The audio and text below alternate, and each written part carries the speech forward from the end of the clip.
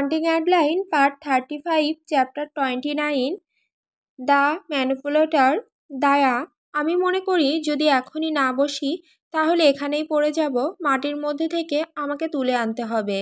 আমি একটা বেঞ্চের দিকে আঙুল তুললাম। যাও বিশ্রাম নাও, আমি হাউস অফ মিরর্সটা একবার ঘুরে আসি। দায়া, ঠিক আছে, ওটার ভেতর থেকে বের হতে তোমার তো 100 বছর লেগে যাবে, তখনই মেলা শেষ হয়ে যাবে। হাউস অফ মিরর্স সবসময় আমার প্রিয় জায়গাগুলোর একটা। আয়নার এক জটিল গোলক ধাঁধা এটা। বের হওয়া খুব কঠিন। মেলার সবচেয়ে বড় বিল্ডিংগুলোর একটা, আর ভেতরের প্রতিটি ইঞ্চি আয়নায় ভর্তি। মেলার প্রায় আধা ঘন্টার মধ্যে বন্ধ হয়ে যাবে। সময় কম, তবে মনোযোগ দিয়ে গেলে বের হতে পারবো। ঘরটার দেওয়াল পুরোপুরি কালো রঙের। কোনো রঙের ঝলকানি নেই, কোনো আলোক ঝলমলে খোলা নেই, কোনো ধোঁয়া নেই। এইভাবে এটা আরও অদ্ভুত লাগে। কখনো কখনো মনে হয় যেন একটা নীরব কোনো ঘরে আছি, যেখানে নিজের চিন্তা ছাড়া আর কিছু নেই, আর নিজের প্রতিবিম্ব তাড়া করে বেড়াচ্ছে। মাত্র 5 মিনিটের মধ্যেই আমি পুরোপুরি হারিয়ে যাই। আমি হাত সামনে বাড়িয়ে রাখি যাতে কোনো আয়নার মুখ থুবড়ে না পড়ি। একবার কয়েক বছর আগে পড়েছিলাম। নাক 1 সপ্তাহ ধরে ফোলা ছিল। কয়েক মিনিট কেটে যায়, নিজের প্রতিফলন ছাড়া আর কোনো সঙ্গী নেই। আমার হৃদস্পন্দন অস্থির হয়ে যায়, নিঃশ্বাস অগোছালো হয়ে যায় উত্তেজনায়। তবু এই জায়গায় আমি সবচেয়ে স্বাভাবিক অনুভব করি। দূরে হালকা পায়ের আওয়াজ শুনতে পাই। এত রাতে এখানে খুব বেশি মানুষ আসে না, তবে কিছু মানুষ চ্যালেঞ্জ নিতে পছন্দ করে। আমি পথ ধরে চলতে থাকি, চারপাশের কথা ভুলে গিয়ে কেবল মাটির দিকে নজর রেখে এগোতে থাকি। রহস্য হচ্ছে নিজের প্রতিবিম্বের দিকে না তাকিয়ে মাটির দিকে তাকানো। হঠাৎ প্রায় মুখে আয়নার ধাক্কা খেতে খেতে অন্ধকার একটা হাসি শুনি। আমার মাথা হঠাৎ উঠে যায়। হাসির সুরটা অশুভ শোনায়, ভেতরটা শিরশির করে ওঠে। অ্যাড্রিনালিন ছুটে যায় শরীরে, হৃদস্পন্দন আরও বেড়ে যায়। কোনো কর্মী কি দানবের পোশাক পরে এসে আমাকে ভয় দেখাতে চাইছে? এরা প্রায়ই মানুষকে অনুসরণ করে ভয় দেখায়। গলায় জমে থাকা ঢোক গিলে নেই, নিজের অবস্থান বোঝার চেষ্টা করি। যদি কোনো দানব এখানে থাকে তাহলে চাই না ওর 1000টা প্রতিবিম্ব দেখতে হোক আমাকে। যেই আয়নাটা প্রায় নাক ভাঙতে বসেছিল সেটা পাশ কাটিয়ে এগিয়ে যায়। লিটল মাউস ফিসফিসানি আসে চারদিক থেকে। আমি থমকে যাই, বুঝতে পারি না এটা আমার কল্পনা নাকি জেড আসলে এখানে। নিজেকে সামলে আবার চলা শুরু করি, ভেবে নেই এটা হয়তো আমার কল্পনা। কোথায় আছো লিটল মাউস? আমি হাঁ করে নিঃশ্বাস নেই। গলার আওয়াজটা আরও কাছে আসে, আর একটা অশুভ হাসি শোনা যায়। আল্লাহ, এই মানুষটা সত্যিই ভয়ঙ্কর। কোনো স্বাভাবিক মানুষ এরকম শোনায় না। চোখ বন্ধ করে 3বার গভীর শ্বাস নেই, হৃদস্পন্দন শান্ত করার চেষ্টা করি। সে আমাকে ভয় দেখাচ্ছে, আর সেটা খুব ভালোভাবেই কাজ করছে। যখন আমি আয়নার গোলক ধাঁধায় আটকে পড়েছি, আর সে পাগলের মতো হেসে চলেছে। সে আমাকে এক রাতও শান্তিতে থাকতে দিচ্ছে না। আজ রাতে আমি ওকে নিয়ে কোনো চিন্তা করিনি, কিন্তু ও আমাকে আবার সেই দ্বন্দ্বের মধ্যে ফেলে দিচ্ছে। যদিও জেড আমাকে খুব একটা ভয় পাইয়ে দেয় না, শুধু এই মুহূর্ত ছাড়া, তবুও সে যে অনুভূতিগুলো বের করে আনে সেগুলো আমাকে ভয় পাইয়ে দেয়। হয়তো আমি চুপ থাকলে সে আমাকে খুঁজে পাবে না। আমি হাঁটার গতি বাড়িয়ে দেই, দ্রুত পায়ে গোলক ধাঁধার ভেতর দিয়ে হাঁটি। আমি কত দূর গিয়েছি জানি না, মনে হয় অর্ধেকও যেতে পারিনি। ঠিক তখনই প্রথম জেডের ছবি দেখি, আয়নার প্রতিফলিত হয়ে আছে। কালো পোশাক, মুখটা হুডির নিচে লুকানো। আমি হঠাৎ ঘুরে দাঁড়াই, কিন্তু পিছনে ওর প্রতিফলন দেখি। সে পিছনে নেই, কিন্তু কোথাও কাছাকাছি। থামো, আমি ভয়ে কাঁপতে কাঁপতে বলি। সে কোনো উত্তর দেয় না। তার অবশ্যই শয়তান আমাকে শোনে না। আমি চক্কর খাই, দিশেহারা হয়ে খুঁজতে থাকি ঠিক কোথায় আছে সে। একদম একা বেবি গার্ল, আমি গিলে ফেলি। অবশ্যই ফিসফিস করে বলি, এখনই বুঝতে পারি এটা বলা উচিত হয়নি। তোমাকে বাঁচানোর মতো কেউ নেই। আমার বুকের মধ্যে একটা আতঙ্ক ছুটে আসে। তুমি কি আমাকে আঘাত করবে জেড? ঠিক তখনই সে মাথা তোলে, কেবল মুখের অংশটা দেখা যায়, ঠোঁটে একটা অশুভ হাসি। আমি নিজেকে মনে করাই সে আমাকে আঘাত করবে না। 1 সপ্তাহ আগেই সে আমার বিছানায় ছিল, ভেঙে পড়া নিঃস্ব। সকালে চোখ খুলে দেখি সে চলে গেছে, আর কোনো খোঁজ নেই। কিন্তু আমার মাথা মেলাতে পারছে না সেই রাতের জেড আর এই মুহূর্তে জেডকে, কারণ এখন সে হিংস্র দেখাচ্ছে। আমি তোমাকে নষ্ট করে ফেলবো, সে শোধরায়। আমি এক পা পিছিয়ে যাই, গলায় দলা বেঁধে যায়। ওর প্রতিফলন নড়ে ওঠে, অন্যদিকে হাঁটতে থাকে, কাছে আসছে। বোঝা যাচ্ছে না, আরেক পা পিছিয়ে যাই, শরীরে অ্যাড্রিনালিন আরও বেড়ে যায়। সে আমাকে ভয় দেখাচ্ছে। দৌড়াও, সে গর্জে ওঠে, শ্বাস আটকে আসে।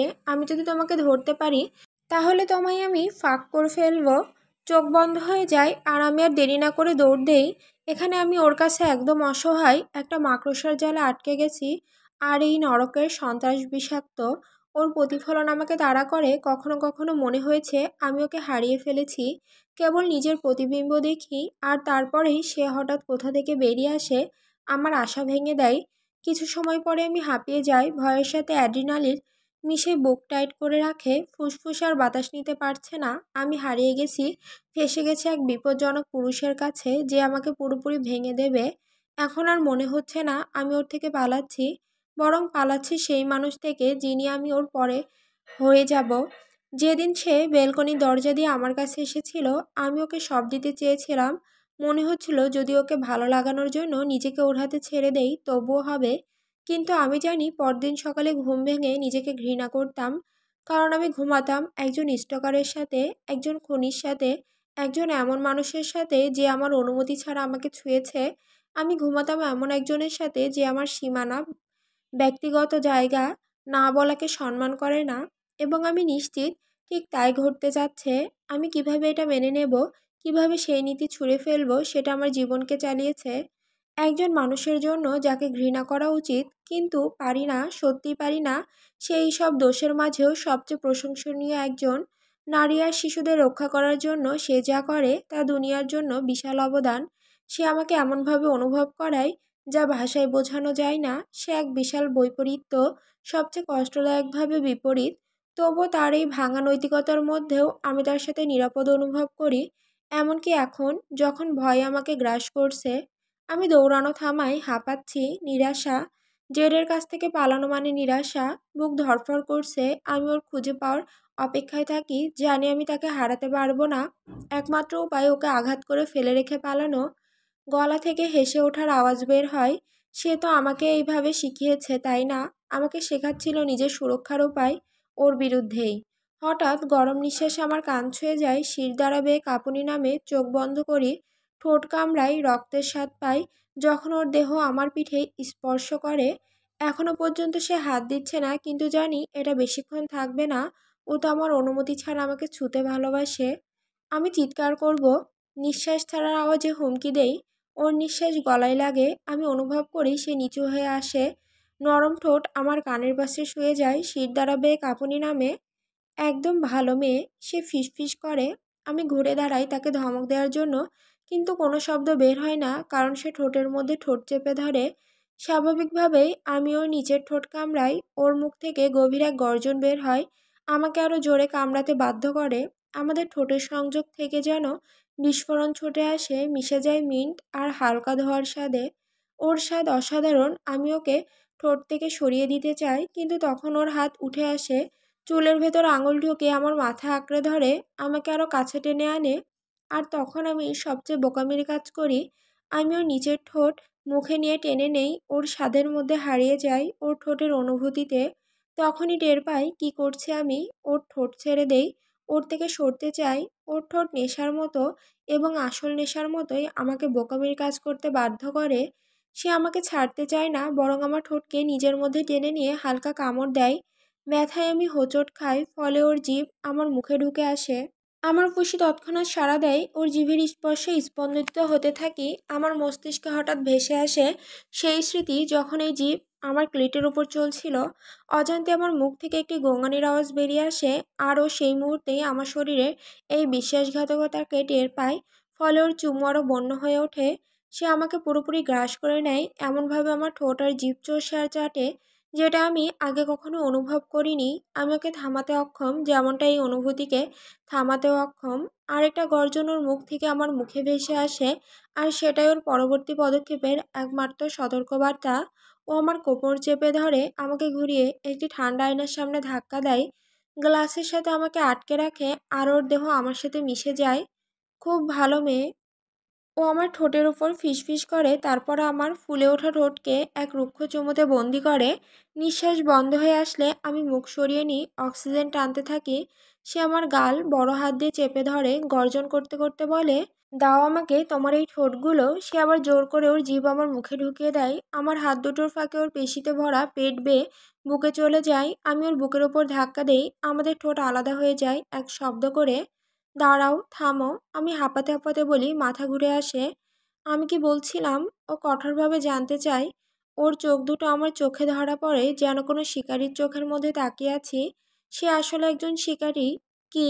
আমি নিঃশ্বাসের সাথে বলি, চুমুর ঘরে এখনো অজ্ঞান। আমি যদি তোমাকে ধরতে পারি তাহলে তোমায় আমি ফাঁক করব। ও ধীরে ধীরে বলে, কণ্ঠে রুক্ষতা। আমার ঠোঁট খোলে কিন্তু কথা বের হতে দেরি হয়। তুমি আমাকে তা করতে পারবে না। আমি স্পষ্টভাবে বলি। ওর বুকের দিকে ধাক্কা দেই। ওর ঠোঁট আমার গাল বেয়ে চোয়ালের দিকে নামতে থাকে, তারপর গলায় চলে যায়। কারণ তুমি ভয় পাচ্ছ, কারণ তুমি এটা খুব পছন্দ করে ফেলবে, ও বলে। তারপর গলায় হালকা কামড় দেয়, আমার পিঠ বেঁকে যায়, গায়ে কাটা দেয়। কারণ তুমি জানো তুমি আমার মতো আসক্ত হয়ে যাবে। না, আমি ধীরে বলি, কারণ আমি চাই না তুমি এটা করো। সে মাথা তোলে, ঠোঁটে এক জ্যান্ত হাসি। তাহলে আজ রাতে তুমি আমার খারাপ মেয়ে হবে? আমার মুখের ওপর মিথ্যা বলবে আর দেখাবে যেন তোমার আমার জন্য কোনো অনুভূতি উঠছে না। রক্ত আমার গালে উঠে আসে, রাগ আর লজ্জা একসাথে। সব কিছু শারীরিক আকর্ষণের মধ্যে শেষ হতে হবে না। আমি শেষমেশ বলি, হয়তো আমার শরীর তোমাকে চায়, কিন্তু এখানে আমি কপালে আঙুল দেই, তুমি নেই। সে ধীরে ধীরে মাথা নাড়ে, আমার মুখটা গভীরভাবে দেখতে থাকে। সে এক পা পিছিয়ে যায়, আমাকে ফাঁকা আর ঠান্ডা করে রেখে দেয়। মনে হয় যেন কোনো গরম গ্রীষ্মের দিনে হঠাৎ সূর্যের আলো ঢাকা পড়ে গেছে, হাড় কাঁপানো শীত নেমে এসেছে। সে আমার হাত ধরে টেনে আয়না থেকে সরিয়ে নেয়, তারপর আমাকে ঘুরিয়ে দেয়, যাতে আমি চারপাশের অগণিত প্রতিবিম্ব দেখতে পাই। প্রতিটি দিক থেকে আমাদের ছবি প্রতিফলিত হচ্ছে। আমি আয়নার মধ্যে দিয়ে ওকে দেখি। সে আবার আমার দেহের সাথে লেগে যায়, তার উষ্ণতা আমার ত্বক ভেদ করে ঢুকে যায়। আমি এক আয়নার দিকে তাকাই, যেখানে আমাদের চোখ একসাথে লেগে যায়। ধীরে ধীরে ও নিচু হয়ে আমার কানের কাছে মুখ নেয়, চোখ কিন্তু আমার দিক থেকে সরায় না। তুমি জানো আমি হাউস অফ মিরর্স কেন ভালোবাসি? সে ফিসফিস করে, আমার সারা দেহে শিহরণ পাঠায়। ওর কণ্ঠে অন্ধকার প্রতিশ্রুতি আর বিপজ্জনক শুরু লুকানো। আমি গিলে ফেলি। কেন? আমি ফিসফিস করি। চারপাশে তাকাও। সে নরমভাবে আদেশ করে। আমি চোখ সরিয়ে চারপাশের অজস্র আয়নায় তাকাই। তুমি যা দেখছো আমি রোজ তাই দেখি, যত দূরে আমি পালাই না কেন, যতই তোমার থেকে দূরে থাকার চেষ্টা করি না কেন, তুমি সবখানে, তুমি সব কিছু।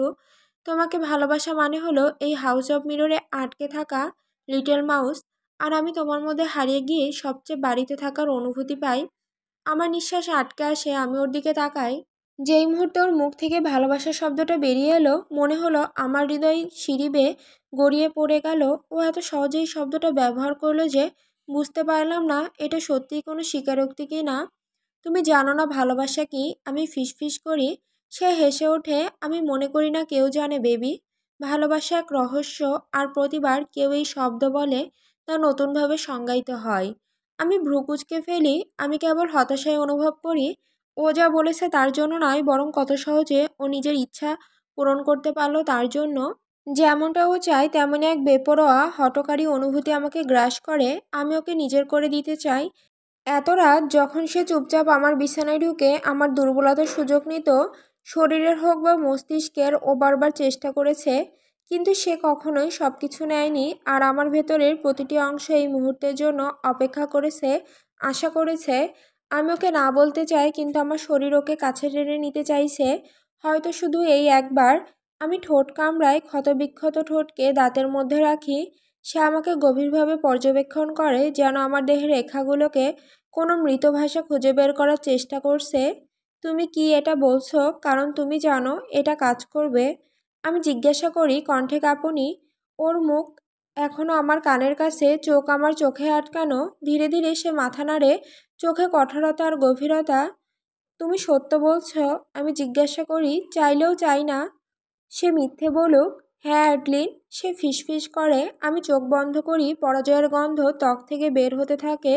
সেটা বুঝে ওর হাত আমার পেটের উপর চলে আসে। আমি কেঁপে উঠি, গায়ে কাটা দেয়। তার লম্বা আঙুল আমার হুডির চেইনে আসে, আস্তে আস্তে নামাতে থাকে। কাপড় আলাদা হতে থাকে অসহ্য ধীর গতিতে। মেটালের চেইন খোলার শব্দ আমার অনিয়মিত নিঃশ্বাসের সাথে মিশে যায়। আমাকে এতটুকু কষ্ট দিও না। আমি দাঁত চেপে বলি। রাগে গলা কেঁপে ওঠে। ওর ইচ্ছাকৃত ধীর গতির কারণে একটা দুষ্ট হাসি ওর ঠোঁটে খেলে যায়, আর আয়নায়ও সেই নিষ্ঠুরতাকে লুকাতে পারে না। অদভাগা ছোট ইঁদুর, ও তাচ্ছিল্য করে বলে, তুমি ভুল করছো যদি ভেবে থাকো আমি এটা সহজে হতে দেব। ব্যথা ছাড়া এখানে কিছু হবে না।